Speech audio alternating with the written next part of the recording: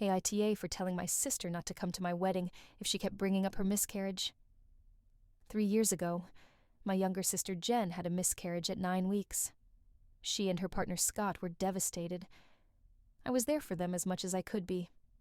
But it was a tough time. A few months later, Scott left Jen.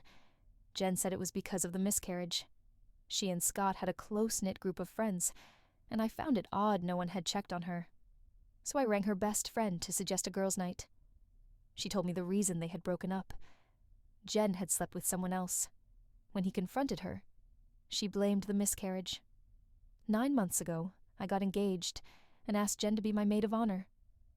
At our engagement party, Jen became inconsolable at seeing our friend's baby. Everyone's focus, including mine, was on Jen all night. I wasn't upset with her. I figured she was imagining what these big family events would be like with a baby. So I gave her grace. Since then, anything to do with the wedding, she brings up her miscarriage, but only at events related to my wedding. I asked her to help me pick flowers, and she lost it when she saw baby blue roses. She's convinced she was having a boy, and we had to leave. When we went wedding dress shopping, she picked out a maternity bridesmaid dress and asked to try it on so she could see how she would have looked.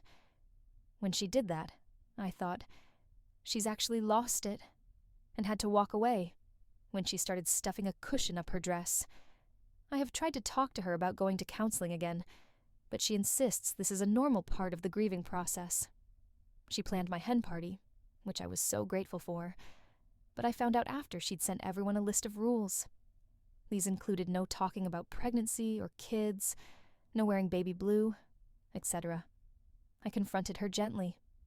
I suggested counseling again, and said I was there for her, but also that if she wanted to impose any other rules on anything to do with my wedding, she had to come to me first. It all came to a head when one of my friends and bridesmaids announced she was pregnant. She will be 7 months at the wedding. After the announcement, Jen called her and said it would be best if she didn't come, because she couldn't maintain her peace if she was forced to be reminded of the loss of her child. I was furious when I found out. I said she was using her miscarriage to get attention, and if she made one more demand or made a single comment about it at anything wedding-related, she was uninvited. In either case, she is no longer my maid of honor. Since then, Jen has told everyone I've dumped her from the wedding for being too upset about the loss of her baby. In response, I have told anyone who would listen the real reason she and Scott broke up. Half our friends and family think I'm in the wrong. Half think she is. I'm still very angry, and stuck in a place where I'm not sure if I'm rightly angry, or if I should be more understanding. AITA. Relevant comments. NTA. Is this grief, though? It looks more like she is weaponizing the miscarriage to gain sympathy and attention from others, and making grief her whole personality. Has she always made everything about herself? How was the relationship before the miscarriage? OP respond. She's always sought out attention, but not to the detriment of others, if that makes sense. Our relationship has always been incredibly strong. Not to go into too much detail.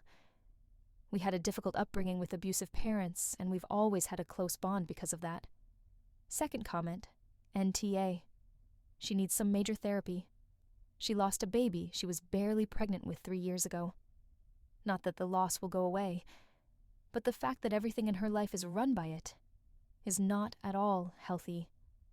She needs to do some serious unpacking of the amount of loss surrounding the baby and her relationship ASAP. Edit.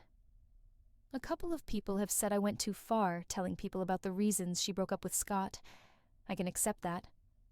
For context, I had multiple people reach out to me after she had spoken to them first. Each essentially said I was being terrible for dumping her from the wedding for having a miscarriage. They said something along the lines of, she's lost her partner and her sister because she lost her baby. I felt I needed to correct them, that she actually lost neither of us because of the miscarriage. She lost us because of her actions since, and her blaming the miscarriage is part of a pattern of behavior. I didn't go into details.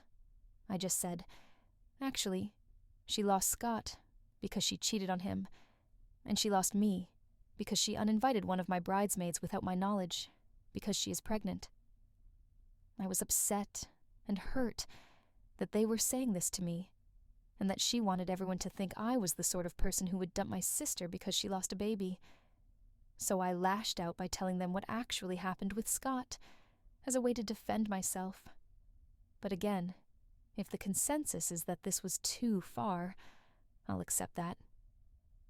Edit 2. Thanks for the feedback, everyone. Someone mentioned the phrase weaponized grief, and seeing that written down is what it feels like. She clearly didn't deal with her grief at the time of the miscarriage. I'm surprised it's presented itself now, in the way that it has. Part of me wonders if she is seeing me get married, and thinking it should have been her and Scott. Perhaps her feelings of guilt over what she did, and not dealing with her grief, have caused her to have some form of mental break. I'm not sure, but I'm glad to see the consensus seems to be, I was right to set the boundaries I did. This gives me some measure of peace as we get closer to the wedding, although if it comes to it and she is not there, I will still be absolutely devastated.